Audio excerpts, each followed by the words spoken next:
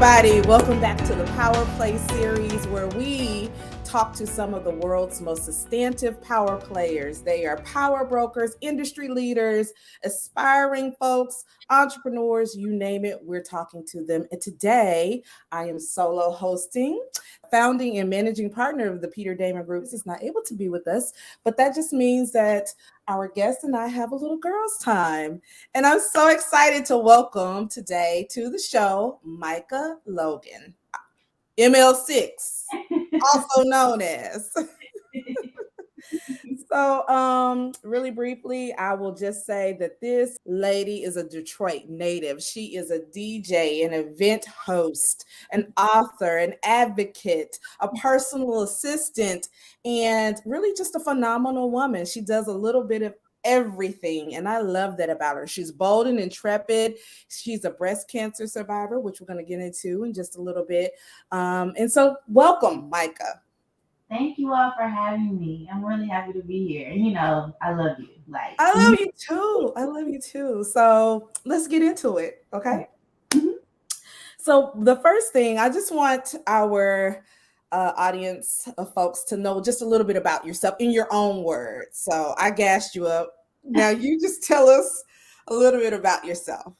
First of all, I am a woman of faith, and it leads me in just about everything that I do. My entire life has literally been built around faith. As you said, I'm a Detroiter, born and raised there. I went to a boarding academy for the latter part of high school. High school years with your parents, get a little tricky. But it was probably the best thing for me to go to boarding academy. And then I went straight to college. I graduated from Oakwood College, now university, and went to Alabama, the HBCU. And after my 4 years there, I graduated with a degree in communications with an emphasis in journalism and electronic media. I immediately started working as an investigative reporter for radio. And then within a year, I started middays. And I did that for about 16 to 17 years. And then in between that, I was diagnosed with cancer, breast cancer, in 2013. Stage 2 invasive ductal carcinoma. No family history. Wow. I was living my life. But the crazy part about it is, like in my teens and 20s, I had a feeling that something was going to happen to me medically when I was 30. And it wasn't me speaking ill over myself. It was literally God preparing me prior to. So even though the diagnosis was a shock, I had to remember in my quiet time, like God had been preparing me for this really for years. And it was probably the scariest but most eye-opening time of my life. With my situation, I was able to, I decided to live. Yes.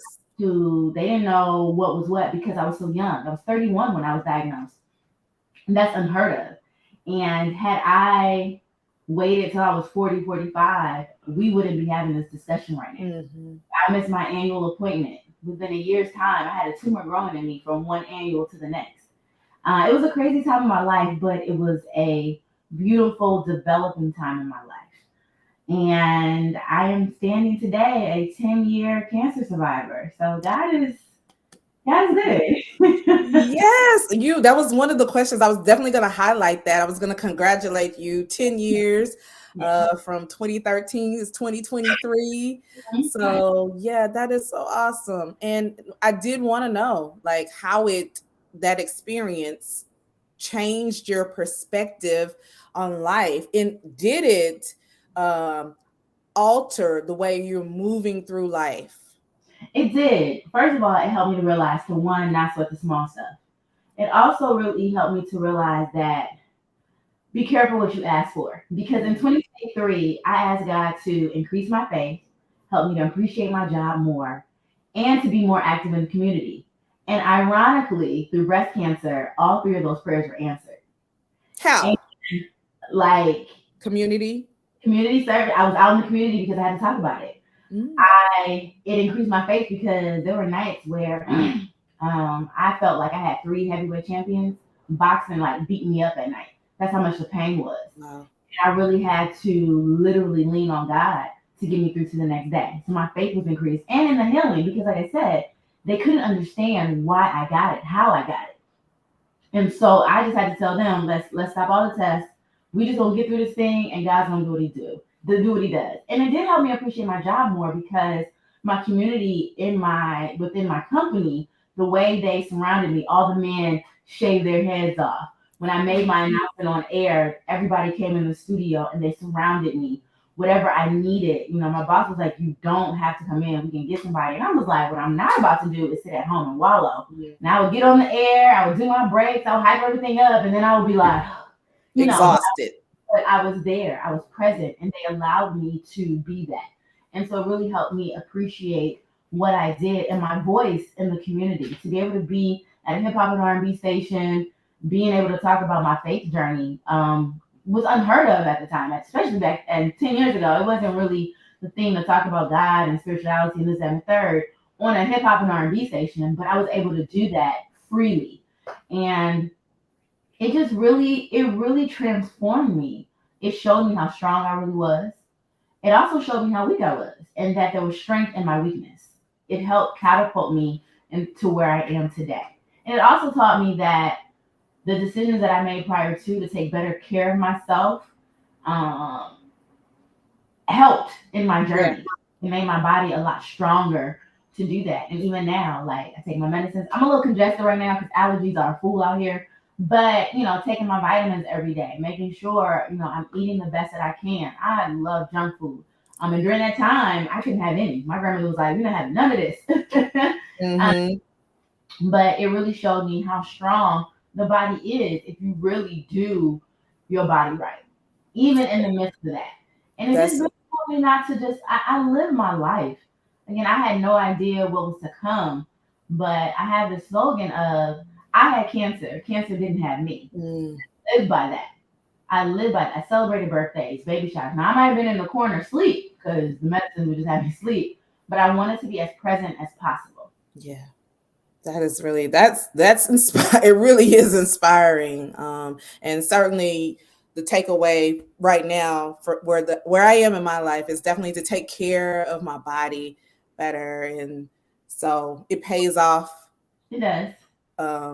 If we're good to it, and we can ward off. We can't determine what befalls us, but hopefully the things that we do can prepare us for life.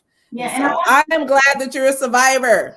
Thank you. And I just want to encourage any female or any man that has a history of breast cancer in their family, do your checks. We have a horrible, in our community where we don't go to the doctor. Yeah. And we'll be scared to go. It's just something about it. If you don't feel comfortable going to, find a Black physician, but go take care of yourself. Ladies, do your self-checks. When they tell you to do your self-checks in the shower after a cycle, this and the third, do your self-checks. Feel around your body. Know yourself so that hey, something don't feel right. Let me make an appointment. Go get a biopsy. It's better to know than not to know. And more than anything, find out your family history. Find out your family history. We don't find out things until people die. Like, what they die of? Girl, we got that in our family. What? We didn't even know. Yeah. Find out your family history. Just so that you're knowledgeable. And please just take care of yourself. Go to the doctor. And breast cancer is just not your grandmother's disease, your auntie's disease. It's the girl at the mall, the girl that's at the drive-thru giving you your food. It's the young lady helping you at the store. It does not discriminate. Right. It does not discriminate. And what I found out was that though African American women get it the least, we die from it the most. We get it the least, we die from it the most. Yeah. Wow. Okay. Well, you heard it. Micha Logan is preaching and telling us, reminding us to be on our P's and Q's. So I'm on it, Micha. Yeah. Thank you for that. That's a testimony. What that station that you were at, was that We Up in Alabama? I'm actually still there. So shout out to them for the terrific support that they gave you during that period of time. Now you're still on the radio, right? Yeah, I just do it remotely, and I have more responsibilities. The crazy thing is, when I left Huntsville, I was still doing middays, and I was going to be done with radio. I was like, all right, I'm living in LA. I'm pursuing other things. But God was like, no. I'm not finished with your work there yet. And what he did was he elevated me. And we went under new management. And I had an idea 6 years ago for our worship station, our gospel station. And at the time, the leadership wasn't prepared for it. When we went under new leadership, they were inquiring, like, what was your idea? And so I presented my idea to them, and they were like, we loved it. How would you like to be assistant program director, music director, along with your responsibilities of being on air? And I was like, as long as you don't micromanage me, I'll be fine. And we are, 3 years in? Yeah, about almost 3 years in, and we're doing great. Now, what's the station now? It's still it's the sister station of We Up. It is Worship 94.5, which is our gospel inspiration. And I infuse it with R&B because I wanted Christians to hear music. Let's be honest, you're not getting along with your spouse to Hezekiah Walker. So I wanted to infuse R&B music where Christians didn't feel offended. I wanted them to know that God is love and love is music. It can be intertwined. And Christians go through things too. Christians go through heartbreak. Christians, all the things. And there's music out there that you can listen to where you don't feel like you're going to go to hell for listening to it. So I nothing comes on that station unless it comes to me. And I'm learning radio differently. I'm in different spaces. I'm in different rooms. And I'm bringing a little bit of, different flavor to the community. And I'm very honest. If I like a song, I like it. If I don't, I don't. And I grew up, that's the core of me, it's gospel music. And so I have a passion for it. And I want people to support kingdom music. It's important. It's not just something, like, it literally will lift you up out of stuff. Yeah. And so I'm happy to be in the position I am, and I'm blessed to be able to do it from where I am, and also pursuing all the things and my dreams and goals here in LA. That is so amazing. So yes, what's your favorite gospel song right now? My favorite gospel song right now is Brent Jones' "Nothing Else Matters." It's like a choir song, but it's something. It makes me feel like music that I listened to back in the day. It's a good. That's like my favorite one right now. Otis Kemp, a new artist. He has a song out. Let's see. I could go down the list. Doe, When I Pray, Jonathan McReynolds, Your World. His whole album is amazing. Yeah. Jonathan McReynolds' whole album is amazing. His new album is amazing. Of course, Pastor Mike Jr., James Fortune. It's a lot of great gospel music out right now. And if you are a gospel music lover, just turn on your radio in your city. Turn on XM, Kirk Franklin Praise. Just take a listen one day. I know people are like, oh, gospel music is not what it used to be. Maybe not, but it's still just as impactful. I agree. I totally agree. I'm worshiping. Mine is Chandler Moore right now, but in Maverick City. So, but and you know what's amazing about Chandler Moore? I knew Chandler before he even became all of this. Okay. So to see his journey, like, that's like my little brother. So to see where he is now with his wife and his children and everything, like, God really had his hand, like, on him. It was like, and even when Chandler was like, no, God was like, no, I got something for you. And to see Chandler where he is now, God had his hand on him. And even when he stepped back, God was like, no, I still got you. I got something for you. And it's amazing to see. When I tell you his worship is for real, his worship is for real. It takes me there. It really does. It's not his, because that young man has been through some things. And when he gets, God literally has pulled him out of the mud. And I love to see him. And I love to see how people connect to him that have gone through real things. And they connect with his music. Like that man is anointed. He really is. Yeah. So check out Chandler Moore, y'all, if you're gospel music. Yeah. Well, so I mentioned you're an event host. So you're out in LA now. Of course, you're doing the radio thing. We forgot to mention she's written a book about her breast cancer journey. So what's the name of the book? Just for a Season. Just for a Season. And the reason that I wrote the book was because as I was going through my journey, I realized that there weren't any books written from a young woman's perspective. And I wanted to give that. And it's honest. It's literally one chapter. Like, you can read it when you're going through, when you are just some women were reading it while they were sitting through chemo because they related to it so much. It was just some journal entries, feelings that I had, and it was like the title just for a season because this is what I was going through for that season. But I knew that there was going to be glory after that season, and Just so for it's just my thoughts. It is, and is it still available? yeah, it's a what do you call it? When you download it, it's a Okay, you can download it and like an ebook. yes, it's an ebook. Thank you. Okay, okay, okay. All Yes, right. So on my how is website, it on your website? MichaLogan.com.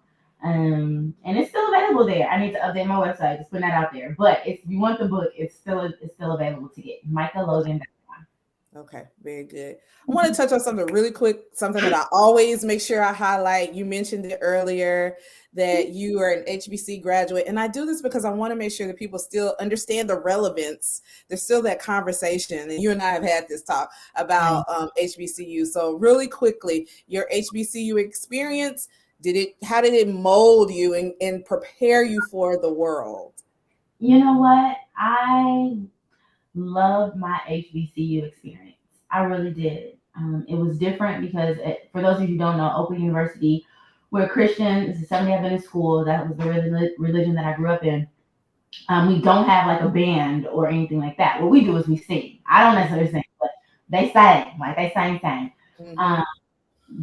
But when I was at alumni just recently in April, and I was like, yo, this is where I was supposed to be. This cultivated me. This made me. This helped me form relationships. I can go anywhere in the United States of America, and I know that there's somebody from my HBCU that's there that's gonna look out for me. If I say I went to Oakland University, what? Da, da, da, da. Maybe they didn't know, someone in their family might have gone, or they've heard good things, and they're just gonna love on me. It, of course, it had its downs, but I had more ups than downs. I was able to have opportunities. I was able to put myself out there. I was able to see other people in my field do amazing things. Like the HBCU experience, no matter how it is, whether it's a football team or not, is one of the best experiences. And it does help you get and navigate through this world. It doesn't deplete you. It doesn't make you less than. It doesn't make you not be able to stand in front of anybody that's gone to any other school. HBCUs prepare you if you allow them to. Totally agree. All the time, if you allow it to prepare you, it will. If you go in ready to receive everything that it has to offer, at the same time giving back to that, Mm-hmm. it'll be a full circle experience for you. You will be proud to wear your gear. I am proud to wear my Oakland University gear. I am proud to go back and give to my university. I loved my experience, and I will to the day I die. And even Yes. Yes. So yeah, I could talk about that literally all day. But I do want to say that that's how Micah and I actually met. We met actually on the campus of an HBCU recently, and she was there serving in her other hat as a personal assistant to a celebrity, Mr. Deon Cole, the comedian. So how in the world did you become a personal assistant? And that sounds so fun. Is it as fun as it?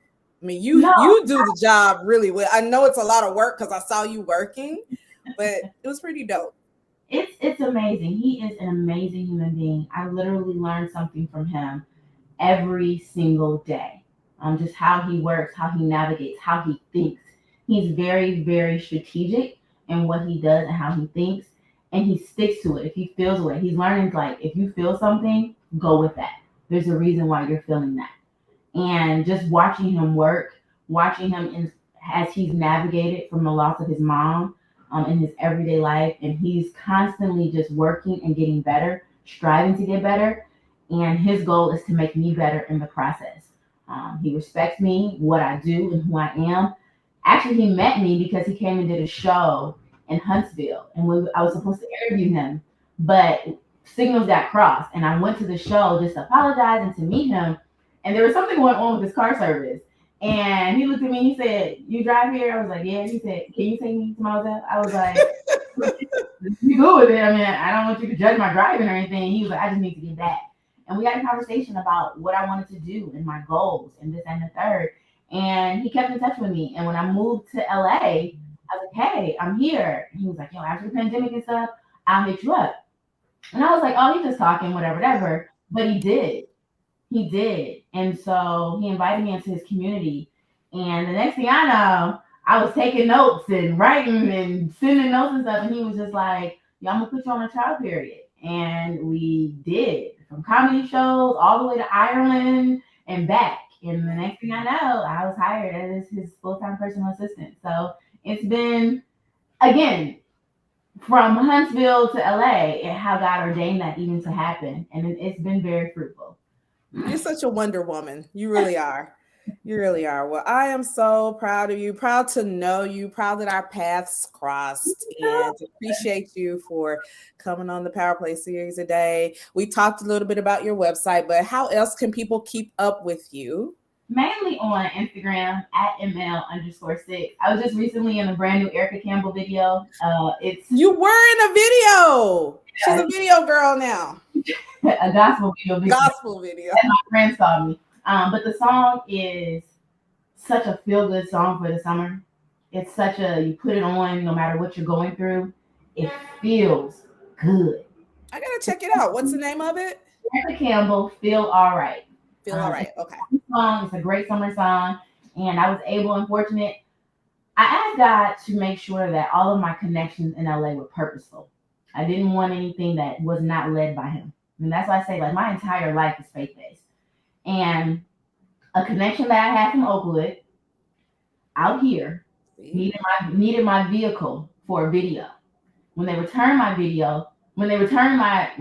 truck, the director of that video was with them. And we just interacted and became cool. Fast forward 2 years later, he's directing Erica Campbell's video. And he calls on me to be the DJ. Wow. Purposeful connections. That's what this is too, 6.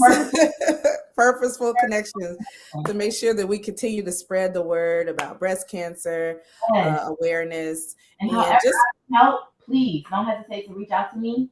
I'll come back on in October, whatever y'all need, so we can talk about it, because I really want our African American women, especially our young women, to really start taking better care of themselves. Yes. I really want that to happen. And I want the awareness to be out there for young women. No matter how old I get, I am still going to advocate for younger women who have to go through this, who have to get double mastectomies. I had to get a lumpectomy, who have to go through this and be young. Like, it really can mess you up. And there needs to be support for these young women. So however I can help in the future, seriously, don't hesitate to reach out. We got you. This is the final question. I'm gonna let you go because I know LA is calling and it's but we ask everyone this: if there's one power play that you can make in the world, a change, a significant difference, eradicate an issue, you have one power play, what would yours be? Compassion for mankind. Compassion. Oftentimes we're so quick to judge other people and we don't have compassion, and let that thing happen to us. We want people to respect our privacy. We want people to do this, and this. There's a lack of compassion in this world. There's a lack of compassion, and people are too quick to judge. And my goal in life is just to be compassionate to others and give grace to people. And I think that in itself can go a long way. I love it. Be compassionate. Thank you, Micha Logan. Thank you for so much. I feel all right about having you on the PowerPlay series. We appreciate you so much. And to the rest of you, make sure you check out the PowerPlay series. We're bringing you people like Micha Logan who are super dope and making a difference in the world around them. And we want to inspire you. You too can make a difference. Thank you for joining us, and we'll see you next time.